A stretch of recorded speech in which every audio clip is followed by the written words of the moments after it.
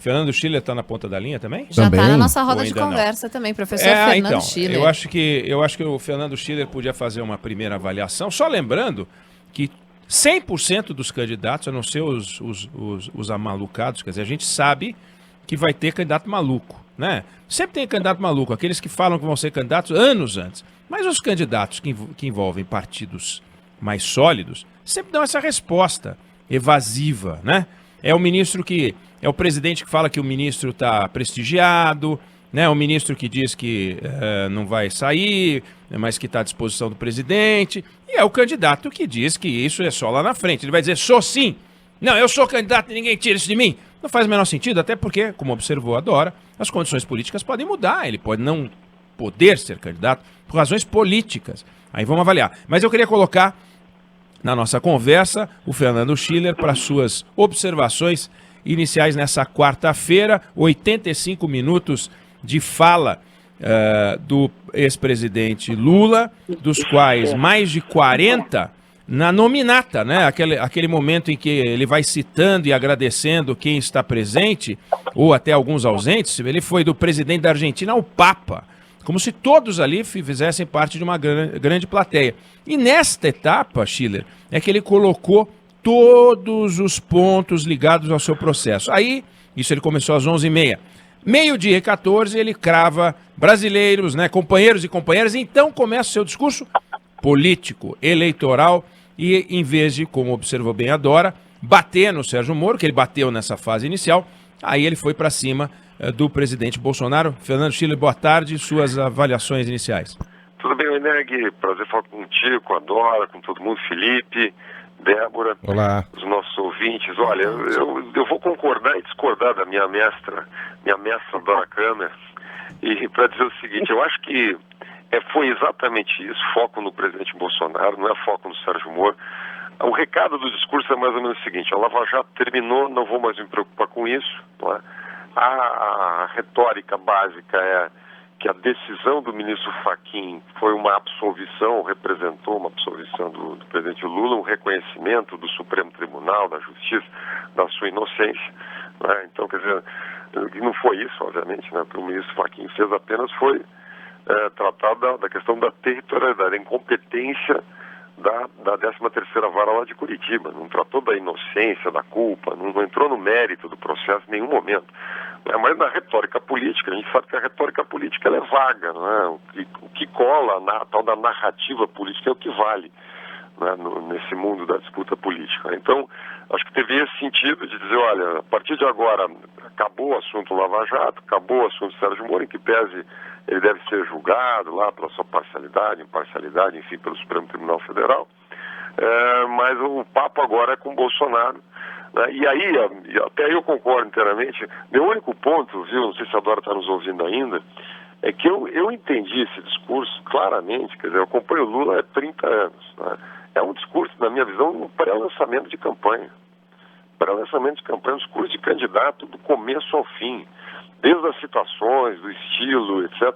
É um discurso de campanha. É óbvio, né, que ele não pode, como o Eneg observou bem agora, quer dizer, ele não pode se declarar candidato, faltar 1 ano e meio para iniciar o processo eleitoral, não faria nenhum sentido ele se declarar candidato, né?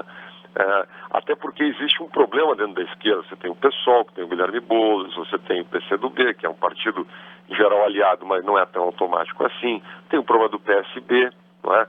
Que é um partido que pese não seja protagonista, ele oscila entre o PT e o Ciro Gomes. Tem o problema do Ciro Gomes, que é um problemão para a esquerda, porque é um candidato que tem ali seus 10, 11, 9%, incomoda da esquerda. É muito difícil compor uma aliança aí. Enfim, e tem outros partidos, quer dizer, eu acho que o PT ainda alimenta uma certa esperança de construir uma aliança um pouquinho mais ampla. Ele fez largos elogios ao Zé Alencar, que foi o vice nos 2 mandatos do Lula, e era uma aliança primeiro com o MDB e depois uma aliança com o PL. O PL, na verdade, foi uma legenda meio de aluguel do Zé Alencar no 2º mandato, né? Mas vamos lembrar, a ex-presidente Dilma, ela governou 2 anos em aliança com 2 mandatos, em aliança com o MDB, Michel Temer, segundo com Michel Temer, acabou dando no impeachment, mas vamos lá. Então, quer dizer, eu acho que o ex-presidente Lula ainda tem essa ideia de compor uma aliança mais ampla. Então, por isso que ele não pode se dizer candidato, ele precisa Ele precisa deixar esse processo amadurecer, etc. Mas não há nenhuma dúvida, na minha visão, não há nenhuma hipótese de que o presidente, que o Lula não seja candidato, né? Até porque, para fechar aqui meu ponto, o Lula não é um tipo de político que faz esse cálculo dizendo, olha, minha biografia, etc. Ele não sabe fazer outra coisa, a não ser campanha eleitoral. Tem disputa eleitoral, ele vai entrar na disputa eleitoral. Ele quase entrou naquela segunda ronda lá em 2014, na disputa presidencial, mas a Dilma estava bem avaliada, etc. E houve esse movimento dentro do PT na época, não é? Ele esperou, quer dizer, como não teve problema todo de condenações, Lava Jato, não pôde ser candidato, agora vai, não é? Então, e o Lula tem uma característica, ele tem uma confiança enorme no PT, na esquerda. Obviamente tem uma visão muito própria disso, né? Porque ele vive cercado por essas pessoas, né? Por esses grupos políticos, ele considera esses grupos muito fortes, etc. E avalia, na minha visão, a esquerda hoje avalia que o presidente Bolsonaro é um candidato mais frágil do que se apresenta por aí, não é? Então não há nenhuma dúvida, na minha opinião é um discurso de candidato, e mais, é o clássico discurso do Lula, não é? É um pupurri de assuntos, alguma piada no meio, dados, se botar uma dessas agências de checagem de dados, né, é uma festa, né? Dizer que não para em pé, Schiller. Se dizer que a Lava Jato produziu mais de 4 milhões e meio de desempregados no Brasil, queria saber qual é a fonte, qual é o paper, que demonstra esse negócio. Então é aquele pupurri de ideias, enfim, típico do Lula. Na minha visão, pré-lançamento de campanha. Agora, eu queria ouvir Dora, queria ouvir Schiller. O Lula acusou o presidente Bolsonaro de produzir fake news, e produz mesmo. É um festival de fake news que sai do Palácio do Planalto. Mas no discurso dele, ele afirmou, como bem lembrou Dora, como também observou o Schiller, que ele foi inocentado pelo Fachin, não foi. Que a Petrobras na gestão dele foi bem gerida, não foi. E ele disse que o impeachment da Dilma foi provocado por desejo dos americanos de controlar o petróleo brasileiro.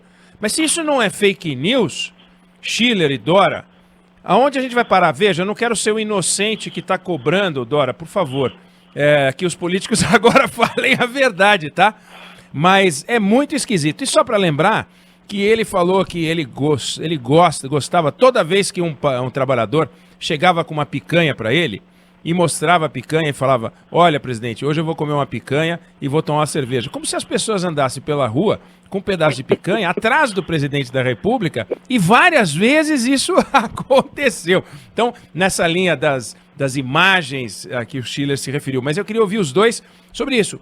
O uso de fake news no discurso, teve vários, e para acusar o Bolsonaro de produzir fake news.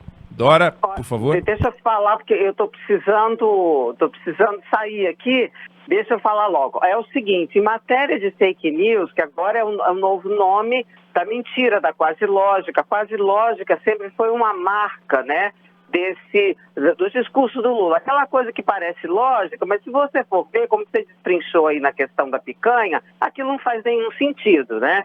Então, na produção dessas falácias, sim, os políticos em geral são mestres nisso. Que eles falem, acho ok. Agora, que a gente acredite é que é grave, né?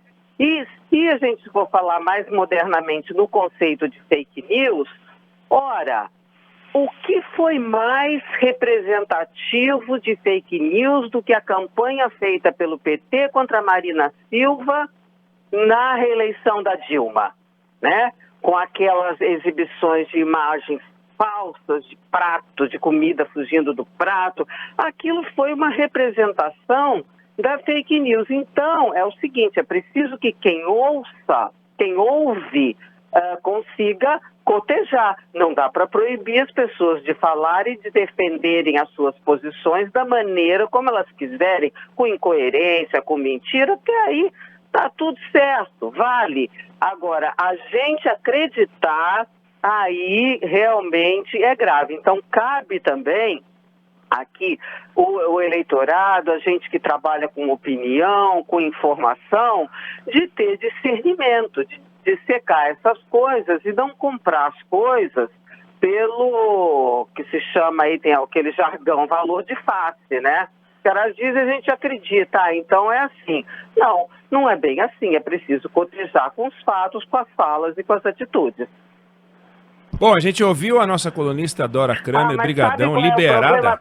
Peraí, eu preciso liberar, Fala. mas o problema é o seguinte, eu não posso me abster de ouvir o Fernando Schiller. Esse é o meu problema. Ah, então perfeito. Prefiro me atrasar aqui. Schiller, vamos lá, eu quero ouvir a tua opinião sobre isso. Não, bom, vocês já fizeram uma lista aí de... O problema do Lula, quer dizer, primeiro que ele troca muitas informações, né? Quer dizer, eu já citei aqui, dizer que teve mais de 4 milhões e meio de desempregados criados pela Lava Jato. Esses 4 milhões, eu não sei exatamente que período ele se refere, mas vamos lá, quando cresce o desemprego no Brasil, foi provocado por quê?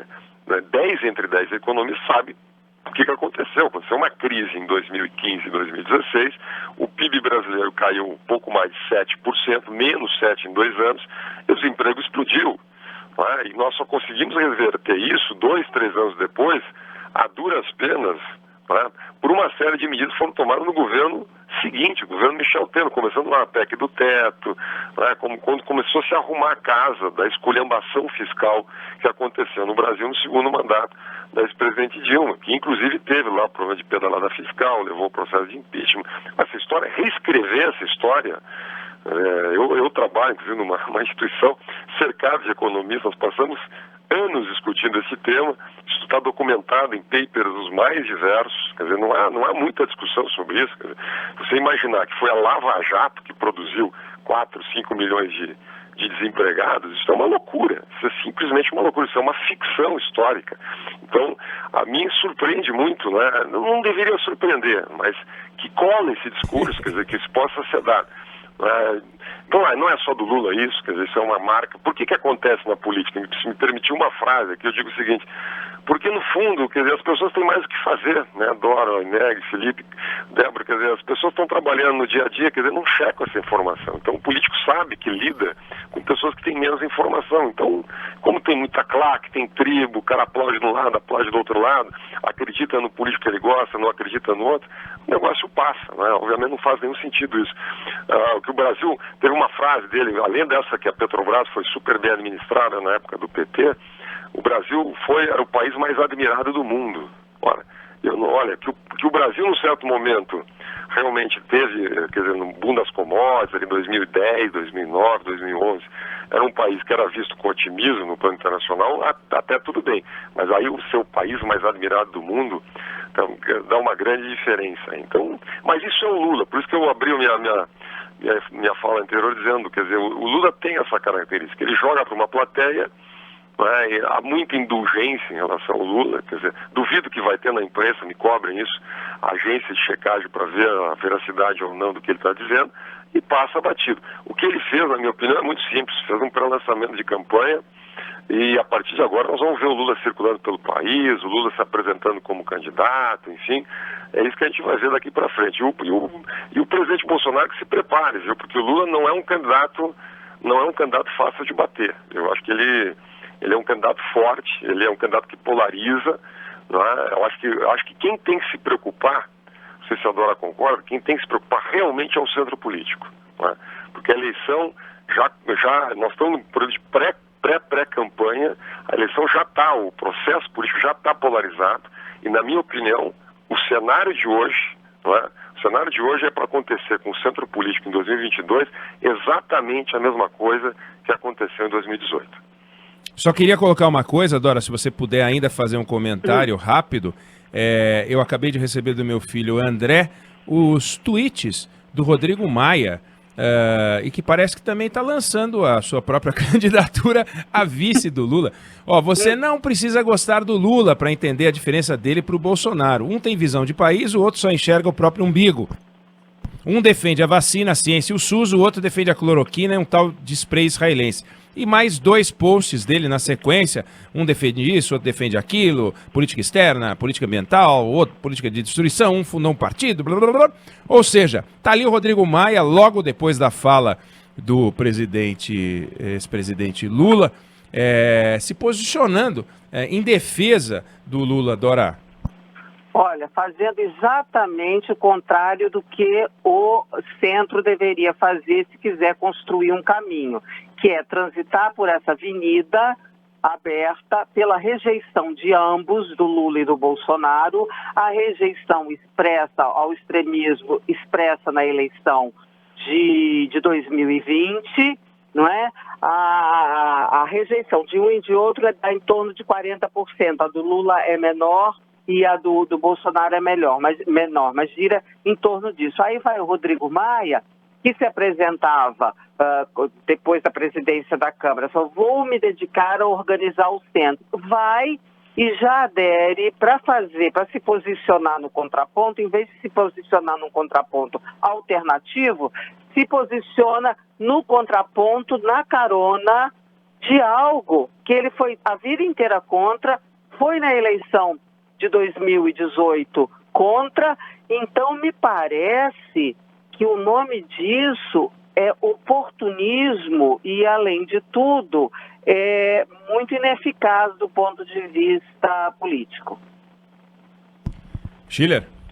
Eu concordo inteiramente, quer dizer, aí tem um problema, acho que tem uma mágoa muito forte do Rodrigo Maia em relação ao governo, né? Isso. A gente acompanhou a sucessão na Câmara, quer dizer, o Rodrigo Maia virou um pato manco naquelas últimas semanas, ele foi simplesmente desidratado pelo governo, né? E com a eleição de um desafeto político, que é o Arthur Lira, né? Quer dizer, então para isso é imperdoável.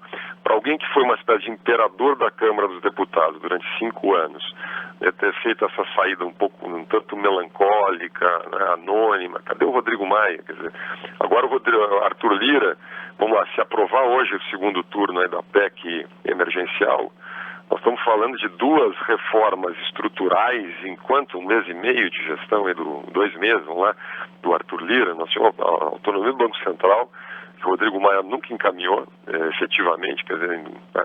E você tem a PEC emergencial que estava desde 2019 lá, não é? Então, quer dizer, o Rodrigo Maia está magoado, quer dizer, e eu vou arriscar que político não tem que ficar magoado, né? Não faz parte do mundo da política essa mágoa, né? E não faz nenhum sentido para a base eleitoral do Rodrigo Maia, para o que ele representou em termos de o homem das reformas, né? O Rodrigo Maia, eu acompanhei, olha, não foi 3 nem 4, não vou dizer que foram dezenas de palestras aqui do Rodrigo Maia na Faria Lima, no meio empresarial, né, que é um interlocutor das reformas. Agora, vai elogiar o Lula, quer dizer, a base política do Lula votou contra todo o processo de reforma, desde a PEC do teto em 2016 até hoje, até a reforma, até a PEC emergencial. Então o Brasil não é fácil, viu? Realmente as mágoas, aí, a pequena política acaba muitas vezes comandando o jogo, né? Quero crer, a única coisa que pode salvar é essa hipótese, né? Que esteja se desenhando uma aliança aí para a eleição presidencial. Mas eu não consigo enxergar Dora, Ineg, Felipe, Débora, eu não consigo imaginar uma aliança do PT com democratas, né? Aí mesmo, até o Tom Jobim eu acho que ia dizer que, olha, o Brasil não é para principiante, mas não para tanto também, né? Bom, queria agradecer a Dora Kramer, agradecer ao Fernando Schiller, iluminaram aqui o debate e essa fala do ex-presidente Lula, e a gente fica em contato. Brigadão, Dora, boa sorte, brigadão, Schiller. Tchau, até mais, gente. Obrigado a todos.